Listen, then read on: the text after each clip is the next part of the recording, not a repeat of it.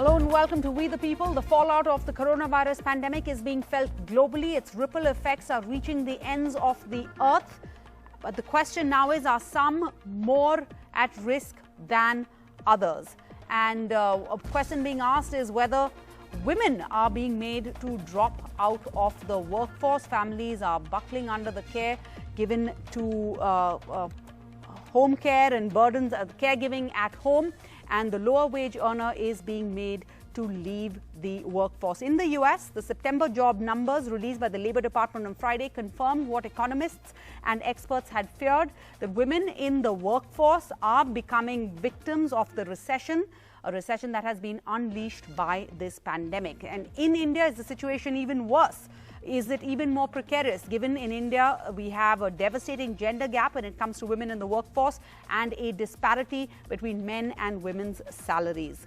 So on the show tonight, we have Namita Bhandari, journalist and columnist. We have Professor Ashwini Deshpande, a professor of economics at the Ashoka University. We have Nishita Satyam, head of UN Women in India. Namita, to you first. The US unemployment rates dropped by 7.9% in September. A large part of that drop was not so much because of the economic growth issues, but really it was because people were leaving the workforce, and a majority of them were women. Is the situation in India any different? Should it be, or would India be even more precarious? I wish you had asked Professor Deshpande this question, because she's done a lot of work on it.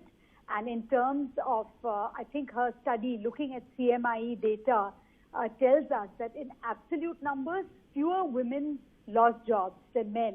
And the reason for that is because there are so few women in the workplace to start with. You know, our workplace, our female workforce participation is under 24%, depending on who you want to. But even by government terms, it was 24% even before the pandemic started. So when the pandemic came and job losses hit us, in percentage terms, there was a job loss, there was a drop of 29% for men, but 39% for women. So in percentage terms, women did lose more jobs. In absolute numbers, it was fewer women. All right. So in absolute numbers, that's what's really scary, the numbers over there. The question is, are our policymakers aware of all of this? You know, this has also raised so many other issues. I want to bring in many more voices. One of the big misconceptions of a pre-COVID era was that work from home was an attractive option for women who work. But has working from home turned out to be advantageous for women? Let's look at that also. Lily Jha joins us. She's a management consultant. She's the mother of a 5-year-old. Lily, you've been working from home since this pandemic. What's your experience been like?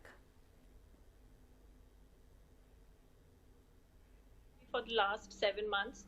And I think, you know, managing children, because children, you know, since they are 3 years old, they join the school and they are away for 5-6 hours. And, you know, it's easier because in the evenings they go to the park and they are always busy, doing something or the other, playing with other kids in the neighborhood. But this time, you know, the kids were at home 24/7 all the time. And it's not easy keeping them occupied.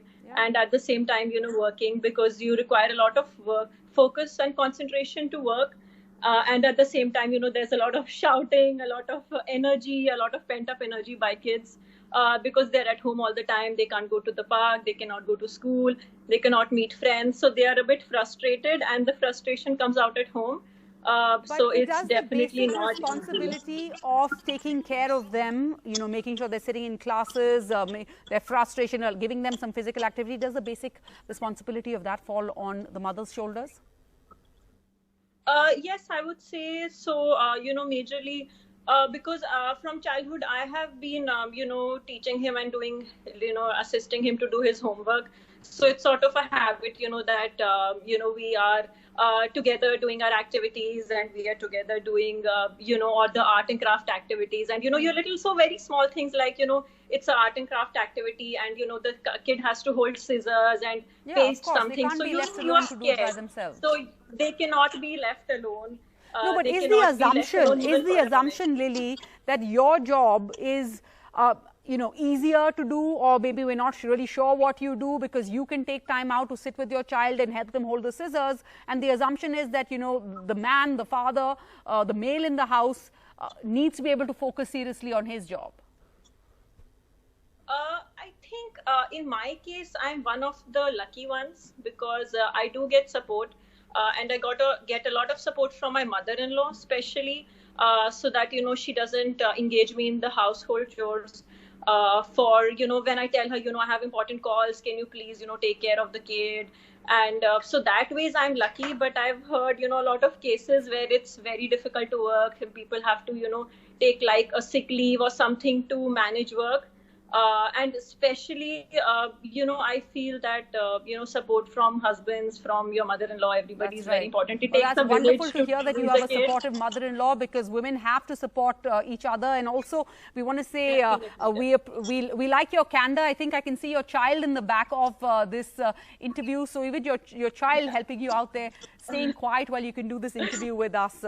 Dr. Gretchen Goldman also joins us now. She's the research director at the Unit of Concerned Scientists. Working from home became this new reality, but what's on screen is not always what the reality is.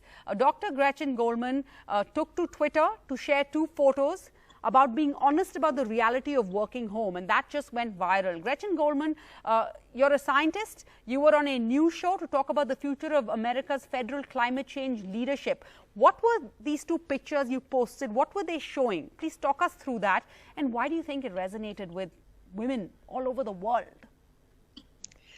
I had a TV bit that I had 45 minutes to prepare for, and I quickly put together a scene that I thought would be a good background, different than this background. Same jacket though. And yeah, yes, I put on this jacket, but I wanted to make sure, be honest about the situation that I was in, which was this other photo where I have a chair on a table and I'm surrounded by toys. Because that's the reality that I and many other moms and other parents and caregivers are facing during this pandemic. And, while, of course, it's touched record, many women responded. You got a lot of congratulations about how you were handling the situation. But does this also give away the fact that there is a lot of mental stress on women? This is a high-powered, high-stress job. You're on national TV for an interview, but you have your kids running around. Yeah, absolutely. We're being given an impossible task. This is just very infeasible for women to be able to be caregivers to their kids all day while maintaining jobs. And that's true of many people who are caregivers now, but it disproportionately falls to women. That's right. And that's why my kids are down there now, which is why I can't use that better background. And it's been very challenging. And I think we need to be honest about that and demand more of decision makers so that we aren't living under this. That's right. And studies show that work from home in India certainly is disproportionately stressing out mothers. Professor Ashwini Deshpande, with India under lockdown, schools and colleges closed, running online, families are buckling under this child-giving burden. When families struggle with child-giving burden, is it the lower wage earner that normally leaves the workforce, and would that usually be a woman? So it's a mixed situation. One of the things that has emerged in the recovery phase, so my early results were already summarized by Namita, which is that conditional on being previously employed, women were more likely to have left the workforce or were unemployed in April 2020. And so even though more men lost jobs, relatively speaking, the loss of employment for women was greater. Now, after April, May, June, July, and August, employment is going up. And the interesting fact about the recovery phase is that the highly educated women, that is women with postgraduate and higher levels of education, who actually suffered the least amount of employment loss in April, by August, they are less likely to be in the labor force. And this is what the data are showing. And my guess is that it's getting more and more difficult for women to manage work from home, childcare responsibilities, with schools being closed, etc. And so the issue that you just were discussing with mothers actually seems to be borne out by data. And there's no end in sight, it seems. In the beginning, you could say, you know, for a few months, maybe I can, you know, pull back a little bit at work, but it's just going on and on and on. And the system doesn't seem to support us from any way. Nishta Satyam joins us now. Nishta, have we in the process wiped out the hard-fought gains made by women in the workplace over the past few years? I think it would be too soon to say that we have wiped out the gains that we have made. But the one thing that seems absolutely clear is that we stand to reverse the gains that we have made. And the pandemic has disproportionately affected women because of their loose attachment with the labor force. And let's not forget the point that we started out with. The female labor force participation in India is already only at 20% as compared to 70% for men. The starting point also was that there's about a gender pay gap from anywhere between 30 to 70%, depending upon the sector that you represent or the sector that you are. Also the fact that COVID has hit hardest the sectors that have overrepresentation or a major representation of women in their supply chains. So absolutely, have we reversed? We don't know that yet. Do we stand in a position to be reversed? Are we likely to run that chance? Absolutely. And also, there are things that we know from pandemics like this that have happened before. An analysis of Ebola would tell you that women took twice as much time to come back to their original positions or where they were before the lockdown or a pandemic. And in most cases did not manage to come back, because let's also remind ourselves that a lot of women are in informal job contracts. Most women are not in formal employment. This is the India that we're talking about. So I think we have a double burden today to protect the past and to craft a new normal, which is the future. So many layers to this story. Then Ashwini Deshpande, as Nishta points out there, once you drop out of the workforce now, that has long-term consequences for women, right? Because when you, let's say you say drop out now, we want to re-enter in the future. One, there's a recession. Is it easy to find a job in this recession? And two, can you come back at the same level? Can you come back at the same salary? No. So to answer the second question first, women have frequent interruptions from the labor market. That happens because of childcare responsibilities, care responsibilities in general. And whenever they re-enter the labor force, even under normal times, relative to their cohort amongst the men, they have less experience. So they can never re-enter at exactly the place which would be equivalent with their education levels or skill levels. So they always take a pay cut or a position cut when they re-enter. This time it's going to be even more challenging because of the recession. But you know, even during the recovery phase, while employment is up for both men and women, conditional on being employed in the previous period, women are less likely to find employment in each month of the unlockdown. So even though the real stringent lockdown lasted for a month, which saw employment losses, with the recovery has treated men and women differently. The recovery even treating men and women differently. Okay, we have Pratibha Kashyap Tekwani joining us. She's a PR consultant. She's a restaurant owner. Pratibha, you had to close down your consultancy practice, your job. Why?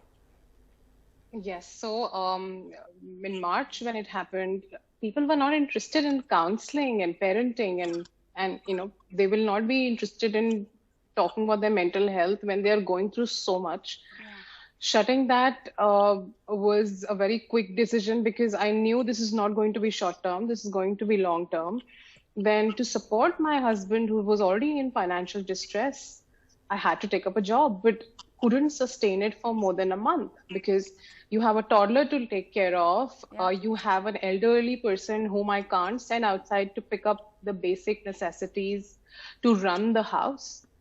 So lockdown was so very difficult to sustain even, you know, a job, and I have a cloud kitchen. So, you know, the staff was running around ensuring that the food which is going out from the kitchen has the best safety measures, because I'm responsible for that. So it was very, very difficult to sustain. And, thinking about it, I had to leave the job, which I got so quickly because of, such great people in the industry. But now I don't think I'll be able to get back for a really long time. That must have been a really difficult time for you. Thanks for sharing that with Yes. us. But another aspect that we haven't touched upon is housework. That's unpaid labor that women all do over and above our jobs that doesn't get accounted for anywhere. So Lily and Pratibha, both of you, I mean, did you have, because house help stopped at the start of this lockdown, nobody's help was. No one would, decide that even if they are interested to come, your RWAs have been so strict that they would not let any house helps come, despite of So getting you were them, doing housework COVID testing. and Of this course, job that you doing managed to find but couldn't hold on Yes. to. Couldn't hold on to it because it demanded 8 to 10 hours from me. I have a 18-month-old daughter who is also a high risk for COVID. So, I couldn't step out for definitely important meetings. So running the house was a basic challenge. And By Lily, the time you finish was your your- experience the same? Because, I mean, honestly, the responsibility of running the house in the end, I don't know if things change. Maybe we should do a show on that if the men also pitched in. But running the house is just assumed to be a woman's job and she does it over and above everything else she does. What was your experience? So the good news is we just started calling the maid 1 week ago. But till then it was very difficult. And, we used to divide the chores between ourselves. And of course, I used to pitch in. My husband also used to pitch in. It's not that I was the only one. But I would agree, if there's anything related to the child, it's more of a woman's job. I definitely agree with that. And in terms of household work, I think if you're a woman, you're expected to do a bit more, even if it's a bit unsaid. But it's just that expectation which has been, there since always. And Lily and Pratibha's experience also adds to what Nishita was saying, right? Women are more affected because they are in female-dominated industries like hospitality, education, entertainment. The maids who weren't allowed to come into work, they're all women. They lost their jobs and they had to sit at home. So why are we doing this show? Because we think we must focus on this issue. We don't think enough attention is being paid to it. So let me ask first, Dr. Gretchen, in the US, are there policies that factor in, the effect of the pandemic, the fallout, the recession on women and unemployment? There's not. I wish there was more. There's been some stimulus talks and been ongoing talks at the federal level about what to do about the job losses, but there hasn't been a very comprehensive plan. I've worked with organizations here to try to address this issue and make sure that women are accommodated and we are not losing some of the hard-fought gains that we've made of women in the workforce, especially in STEM fields, science, technology, engineering, math. There's a lot that we should maintain because otherwise, as you said, people's support networks have been ripped out from under them and that's going to derail careers. Yep. Namita Bhandare, what is the situation in India? Again, we have less backups, we have less stimulus packages, but even in that, to women, the fact that, such a large percentage of India's population is not going to be able to be financially independent going forward, is that even a concern in our policymakers' minds? It is not, and it has never been. India's female participation rate, labor force participation rate has never been a political, social, or even a mainstream economic issue. In fact, I think the one silver lining that has come out of this, if one was to look for a silver lining, is the fact that we are today articulating and talking about unpaid care work, which is one of the main impediments to women's participation in the paid economy. So we're finally talking about, earlier she said unpaid care work, apart from a small circle of feminists and feminist economists, nobody knew what the hell you were talking about. But now that men are also working from home, they are realizing what it takes. And I don't know whether, I can only hope that it will lead to long-term behavioral change that will enable in the long term, not in the short term, but in the long term, greater participation of women in the paid economy. Yeah. And also, I want to admit that, we're only looking at women who work in cities and urban areas. We haven't even touched upon the situation of women in rural areas. Of course, we need to focus on that too. But Nishita, how does this affect different women of different ages, right? Because we have this virus outbreak, we have stay-at-home orders. It hurts women in many ways. Safety concerns, travel is a risk. So even if we want to work and we want to go out at work, we're held to different standards as the men or the brothers. Absolutely, I agree with you. I think women are disproportionately impacted because the pandemic, the lockdown has impacted mobility, has impacted safety. Also, we have to talk about this, as uncomfortable as it may make us. There has also been a reported twofold increase in domestic violence. Yeah. So this is a multi-dimensional pandemic. You have the shadow pandemic of domestic violence that's really staring at us. And honestly, I think a lot of the women that would majorly, the women that we talk about are probably women who have access to house help, but a very, very large part of this country does not have house help. It is a situation where the men have migrated back. There are elderly care is on the women, child care is on women. And I think what's very important for us to understand right now is that the marginalization of women is a life cycle issue.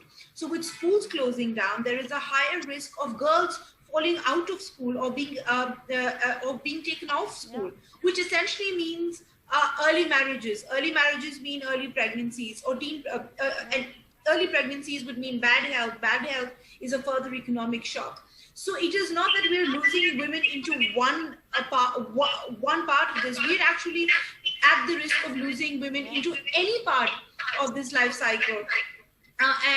Or if we lose women just to, let's say, girls falling out of school, that essentially has a long-lasting impact on what their life will look like many, many years from now. So that's how it affects women in multiple ways. And I think particularly women have been vulnerable. Let's also talk about the fact that 70% of frontline health workers who are really at the risk are women across the globe, not just in India, but across the globe. And they're disproportionately exposed to the pandemic and the virus itself. All right. Thank you all for joining us tonight. We wanted to put the spotlight on this issue. This is a catastrophic fallout of the pandemic. This is not about a debate. We didn't want to bring in people. There is no right or wrong. This is just about putting the spotlight on an issue that we feel is not being talked about enough in India. Women represent 49% of India's population. They contribute only 18% to its economic output, half of the global average. And now they've been set back even further. This will have repercussions, as you've all pointed out, for women, for families and our country. And our policymakers need to be aware of this as they navigate. And all these policymakers are men making decisions for women as they navigate how to get the economy back on track. Thank you all for joining us tonight. Bye-bye.